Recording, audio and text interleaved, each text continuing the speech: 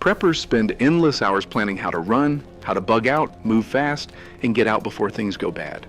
But few ever face the brutal truth. Sometimes you can't run. Sometimes the safest move isn't leaving, it's locking down. And that's where most survival plans fall apart. Because bugging in isn't comfort and it isn't waiting. It's a high-stakes operation that decides whether your home becomes a lifeline or a trap. Most people think bugging in is the easy route, that when everything falls apart, survival is just a matter of shutting the doors, eating what you stored, and waiting for things to get better. But that illusion collapses fast. Because bugging in isn't about hiding. It's about running a full-scale survival operation from inside four walls. The water stops flowing, the grid goes down. Police don't answer, and every mistake, every overlooked detail compounds with time until it becomes a threat as real as anything outside. What most preppers miss is how demanding this strategy really is. It drains your body, stretches your logistics, and breaks your mental resilience if you're not ready for the long haul. That's why so many bug-in plans fail before they're even tested. In this video, we'll go beyond the fantasy version and show you what it truly takes to transform a fixed position into a functioning survival system. We'll expose the hidden challenges most people never plan for, the critical errors that quietly sabotage your safety, and the mindset shift that turns staying home into a deliberate, tactical choice.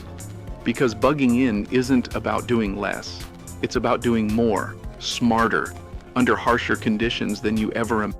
Truly begins. Most people's idea of bugging in starts and ends with stockpiling. They picture shelves lined with canned food, stacks of bottled water, a generator in the garage, and they assume that's enough. But that belief is one of the most dangerous myths in the preparedness world, because it reduces a complex, dynamic challenge to something that looks more like weekend camping than long-term survival. And the reason this myth persists is psychological. In times of uncertainty, staying home feels safe, familiar, controllable. But safety and familiarity are illusions if you haven't planned for the reality of what happens next. The first mistake is assuming that supplies alone equal readiness. In a prolonged crisis, food and water aren't a finish line. They're a starting point. How you store them, how you ration them, how you protect them from contamination or theft, and how you replenish them when they run out are all questions that simple stockpiling doesn't answer. The second misconception is that isolation is easy. Shutting the door is simple. Staying sealed off from a collapsing society is not. Waste builds up, communications fail, tempers flare, and without careful planning, the very walls you trust to keep danger out can turn into a trap. And perhaps the most underestimated factor of all is time. Most people imagine a crisis lasting days, maybe weeks. But history shows that infrastructure failures, blockades, or urban unrest can stretch for months, long enough to exhaust any unplanned reserve and test even the strongest resolve. This is why the bug-in fantasy is so dangerous. It promises safety through inaction, when real safety demands continuous adaptation, management, and problem solving. Understanding this gap between perception and reality is the foundation for everything that follows, because once you see bugging in for what it truly is, a complex survival operation, not a pause button, you can start building a plan that actually works. And the first layer of that plan, the one that decides whether you make it past the first few days, is water, how to secure it, purify it, and sustain it when the taps run dry. If the first shock of bugging in is realizing that stockpiles alone won't save you, the second, and far more dangerous, is understanding how quickly those same supplies can become liabilities if they're not managed with discipline. In a static survival scenario, time stops being a background detail and becomes your most relentless adversary. Because every hour that passes, your resources shrink, conditions evolve, and small miscalculations snowball into existential problems. Water is usually the first to expose flaws in the plan. Municipal systems often fail within hours, and even generous reserves run out faster than most people expect.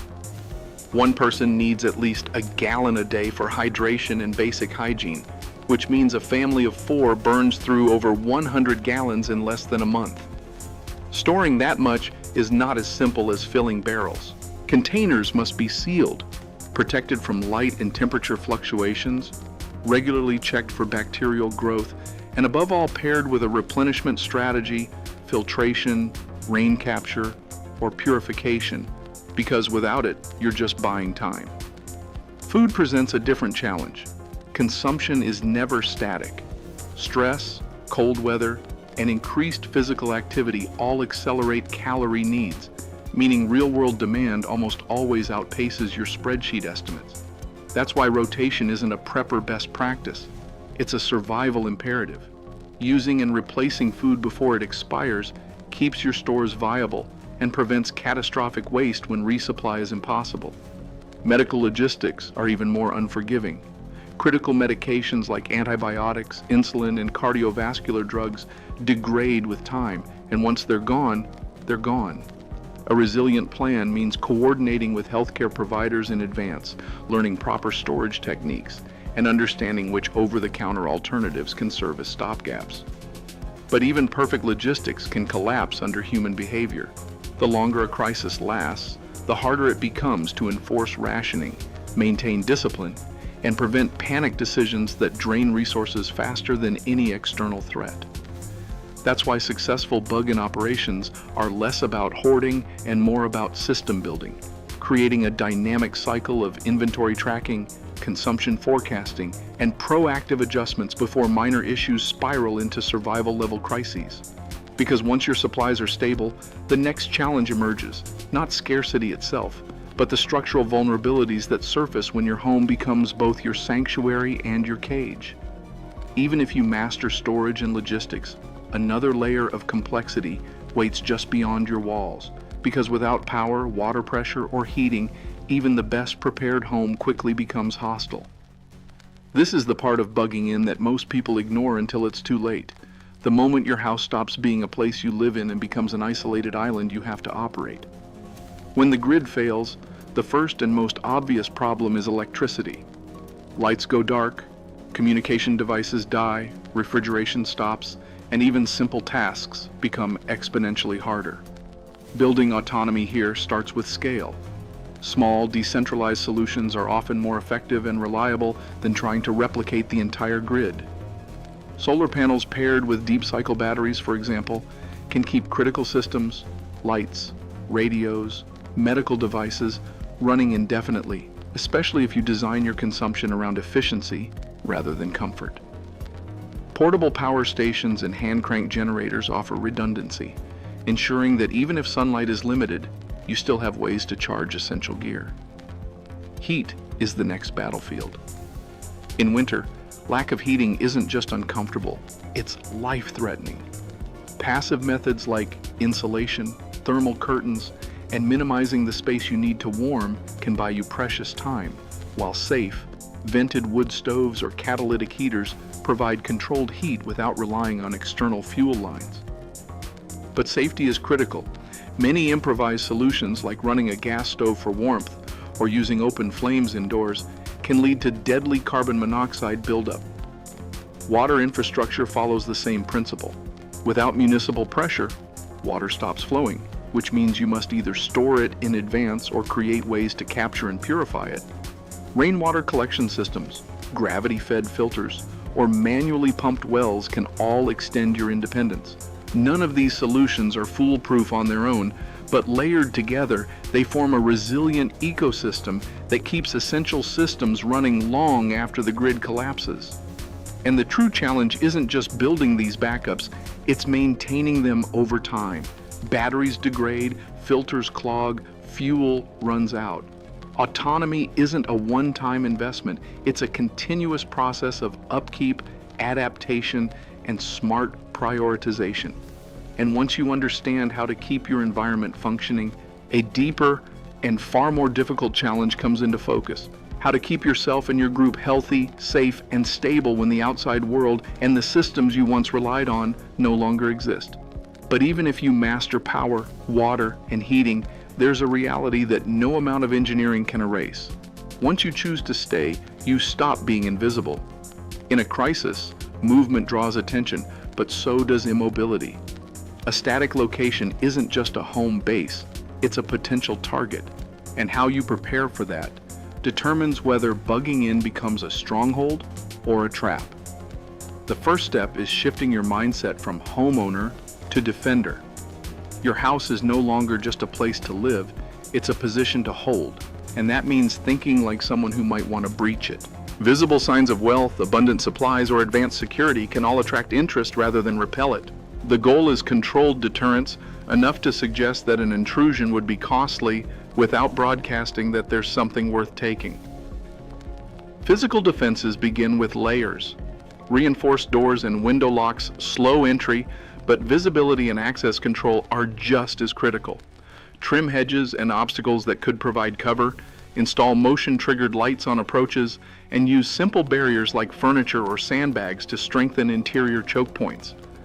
These steps don't make your home impenetrable, but they do change the cost-benefit calculation for anyone considering targeting it. Surveillance and awareness add another layer. Cameras, even low-cost battery-powered ones, can give you real-time visibility, but nothing replaces human observation. Rotating watch schedules within a household ensures that someone is always alert, especially during vulnerable hours like nightfall or dawn. Deterrence, however, isn't always physical. The perception of risk is often more powerful than actual defenses. Signs of occupancy, shifting lights, visible movement, noise, make a property appear active and unpredictable. Even controlled misinformation, like visible neighborhood watch signage or evidence of dog presence, can create doubt.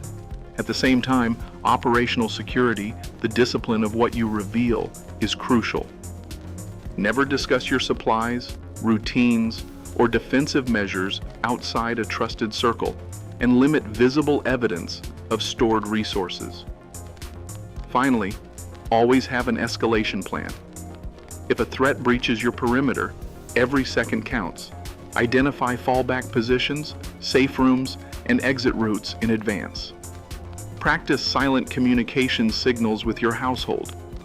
Defense is not about paranoia, it's about preparedness. And if your home is fortified, your resources are protected, and your perimeter is secure, the next challenge is one that can't be solved with walls or weapons, maintaining the health and stability of the people inside. And once you've secured the perimeter and built a defense that keeps danger at a distance, you face a threat that doesn't climb fences or break down doors. It grows quietly inside. In a long-term crisis, the collapse of medical infrastructure means that even a minor wound, a simple infection, or a contaminated water source can spiral into a life-threatening emergency. In this environment, you are no longer just a homeowner or a defender, you are the hospital.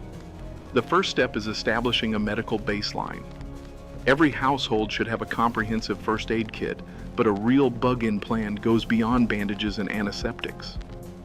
Stock a range of over-the-counter medications like pain relievers, antihistamines, and anti-inflammatories, as well as prescription drugs critical to any household member's ongoing health, and rotate them regularly to maintain potency. Antiseptics, sterile dressings, and suturing kits allow you to treat cuts before they become infections. And basic diagnostic tools like a thermometer, blood pressure cuff, and pulse oximeter help you monitor conditions before they escalate. Clean water is another pillar of survival medicine. Many gastrointestinal illnesses spread through contaminated water, so consistent filtration and purification using boiling, chemical treatments, or mechanical filters drastically reduce the risk of disease. Waste management is equally critical and often overlooked. Human waste and soiled materials become hazardous if not contained properly, so plan for sealed containers, chemical treatments, or improvised latrines that isolate contaminants from living spaces and water sources. Preventive care is just as important as emergency response.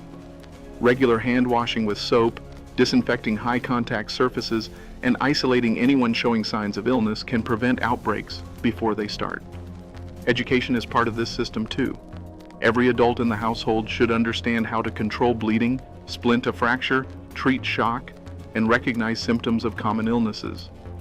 And because some emergencies exceed basic skills, consider first aid and trauma training before a crisis ever begins.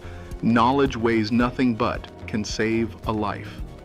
The goal is simple but vital. Eliminate as many preventable threats as possible so that your energy and resources remain focused on the challenges you can't avoid.